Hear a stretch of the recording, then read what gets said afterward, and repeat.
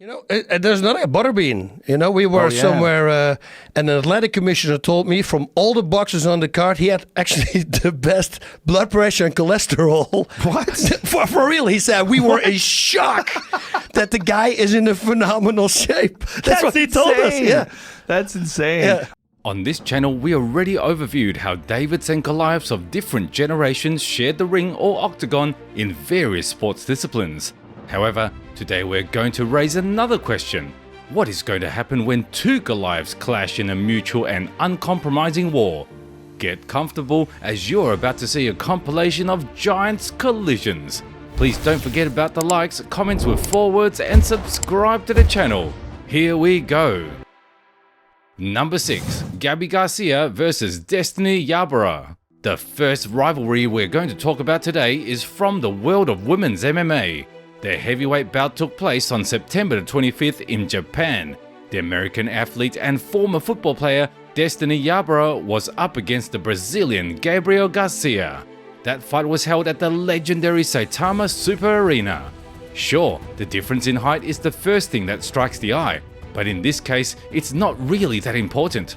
Both women have impressive size and a regular referee is barely noticeable. Or more so, it is really hard to be noticed standing next to the Brazilian. Pray to God you won't get lost being around her. And by the way, at that same time everybody admired her because from the very beginning of her fighting career, she made a name for herself due to convincing and early finishes. The fight started from a distance. Garcia threw a jab, planning to keep her opponent in range.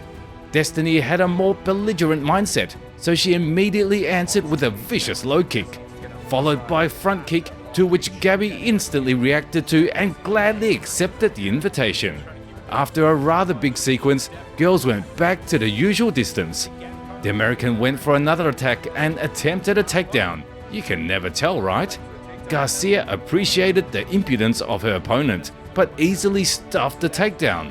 When fighters figured out each other's power, then came the devastating exchanges. Gabrielle's advantage in anthropometry allowed her to touch Yarborough whenever she wanted to. The American also acknowledged that and spent some time getting out of the line of attacks. At one point, the Brazilian went forward more actively, which looked quite terrifying, and soon pressed her opponent to the corner. Destanie decided to capitalize on the opportunity and tried to take the fight to the ground one more time. Gabi was ready for that and turned the circumstances in her favor. She took the dominant position from where she blasted heavy punches to Yarborough's entire body. Garcia did not stop there, and after a vicious ground and pound, she decided to focus on trying to execute a submission. It didn't take much time since she came up with this and grabbed her opponent's hand. Very soon, Destanie Yarborough surrendered and granted the Brazilian a convincing win in the first round. Number 5. Giant Silva versus Akebono. Now let's get 10 years back. At the next spot we have a fight between two huge athletes whose fame in the 2000s was at its peak. At K1 Premium Dynamite on December 31st of 2006, there was a fight between Giant Silva, famous for his performances in basketball and wrestling besides martial arts, and Akebono, a former sumo artist and wrestler in one face. This fight, as strange as it may sound, was rather short, and indeed you couldn't get any beautiful techniques or mastery from this fight, which is evident. But for the Japanese crowd of that period, the fact that such massive athletes were even clashing was enough to fill up the entire arena. If you have thought about YouTube settings and it seems like the footage is a bit slowed down, we are quick to prove you the opposite. As you can see, the fight started off with a small exchange. Akebono, due to his physical capabilities, wasn't able to answer with the same looping strikes, so he decided to remember his sumo experience and converge. A moment later, hungry for a spectacle, the crowd expressed a universal respect to the upper rope that bended under the weight of such huge athletes. As Akebono was sticking to his game plan, he held the opponent for so long that it seemed like he was always in that place and position. Silva figured that the opponent was not willing to move. He took the initiative. To be exact, it was Akebono's limb. After some time, it made the latter start moving. In the end, the guys moved closer to the corner and then to the lower level. In a given situation, the giant executed a submission and snatched the victory in the first round. Number 4. Bob Sapp vs Stefan Gamlin. Next we have a big fight that dates back to September 21st of 2003, the times when Bob Sapp scared more than 2 people. The Beast gladdened K1 organization with his appearance. At that moment, Japan held a huge Grand Prix where Sapp shared the ring with another American who terrified the garment salesman, called Stefan Gamlin. As soon as the fight started, 2 enraged mountains rushed at each other.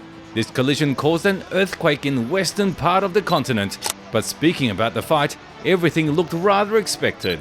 Bob jumped at Gamlin like a high schooler at the freshman who stayed for a second year 3 times. He threw strikes in such volume that even today it's not clear if the fighter was sure of their purpose.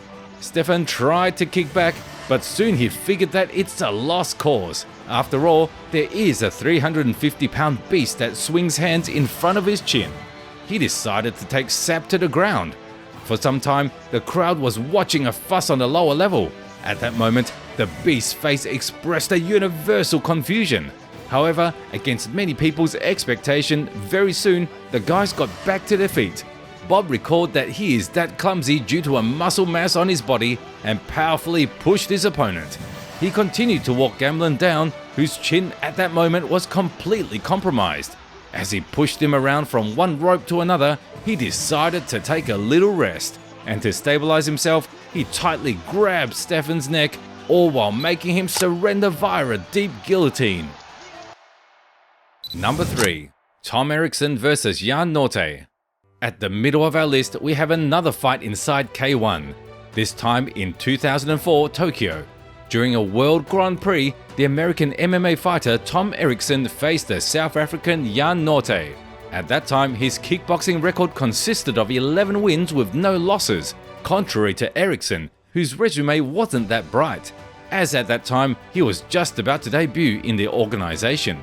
As soon as the bell rang, fighters slowly approached each other, but a second later Erickson rushed at his opponent with such fury as he suddenly recalled a certain fact that made him want to kill Jan Nortje. It took less than a minute for the latter to land at the corner after a barrage of devastating blows. The fight was immediately paused and the referee started the countdown. While Nortje was getting back to his senses, Erickson stood on the sidelines like the fight hadn't even started. Soon Jan recovered and the fight resumed. Tom decided to finish the job, and as he rode on the second wind, he rushed at his opponent even more aggressively. In split seconds, Nortje used his hands and stopped Erickson with a couple of heavy shots. But only for a brief moment, because a few seconds later the American fighter caught up and knocked Jan down once again. After another countdown from the referee, he didn't even move and accepted a right hook with his face. This time ultimately and irrevocably. Number 2. Eric Esch vs Marcus Royster. We're done with the K1 Grand Prix of 2003 and 2004, now let's get to the same event of 2005. On July the 29th, 2 big names clashed in the third tour of the world event, left and right Twix sticks or the legendary Butterbean and Marcus Royster. Despite an advantage in height and muscle mass, Royster was not in a hurry to exchange and attack his opponent. The danger of the 4-round king was that at the beginning, it was better not to provoke Eric Esch and go for broke. It's quite hard to crack that nut at an early stage because there is a good chance to lose your teeth while doing it. Esch took the initiative and was the first one to attack Marcus. The heavy right hand introduced him to chicken dance. As the San Jose representative felt an imminent danger, he did everything in his power to avoid another clash with the dynamite in Butterbean's hands. At some point, he pressed him to the corner and began to hold him there until the referee stepped in. When the fight resumed, Eric ran at his opponent looking to continue the active onslaught, but got caught with a low kick and then sprung off Marcus like a knockdown skittle rolling around the ring. Soon Esch came back into the game and decided to use provoking taunts. He defiantly put his hands low and began to bait Royster, who still was hesitant to attack Butterbean. Overall, that's how the first round ended. In the next one, the guys began to exchange sly smiles. After that, they started to check on who is going to breathe more oxygen. As he lulled Marcus's vigilance, the king of butter and beans exploded with a vicious combination, to which Royster answered with a desperate clinch attempt. Basically, that's how the first round went, and it couldn't go without Esch's taunts and the tense glance game from Marcus. In the third and final round, everything that happened in the first two combined and multiplied. The guys laughed in each other's faces. Butterbean looked for an opportunity to catch Royster's chin, who raised his leg higher than his opponent's ankle. After a high kick attempt, the latter began to retreat, but it was too late. The destruction protocol was already in play. Esch turned up to the max even with the remaining bits of energy and soon made the referee step in again, this time to count the knockdown. And then something that nobody expected happened. As he counted a couple of seconds, the same man in the blue t-shirt kind of gave a signal to continue the fight, but it seemed like he didn't like Royster's walk with low hands and immediately stopped the fight, giving the win to the legendary Butterbean. Number 1. Bob Sapp vs Jan Nortje. And for a spectacular finish, we prepared a big fight featuring the guys you have already seen today. On February the 23rd of 2008, a terrifying, huge but very cautious beast in Bob Sapp faced Jan Nortje in the main event, who 4 years earlier already showed his hospitality eating Tom Erickson's shots while not moving. You got to agree, it's rare to see someone best Bob Sapp in height or size, and especially see how the aforementioned beast scored the victory in the manner that everyone expects him to. Looking at his size, as it was the case a few minutes earlier, you might consider yourself lucky watching this video. Make a wish, but let's not get distracted. As soon as the bell rang, Sapp rushed at his opponent in his best traditions. Everything went its own way in this fight as Nortje stood his ground while Bob was crossing the octagon. At first, the beast decided to converge with Jan just for the sake of it. Then he began to push him to the opposite side of the cage, perhaps counting for the judge's grace, who will take these moves as a control or something like that.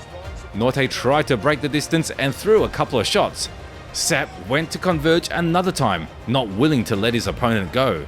He literally grabbed his opponent's neck and used the secret technique of deadly embrace to try to squeeze the will to win out of Jan, or to show how much he loves mixed martial arts, whatever people like.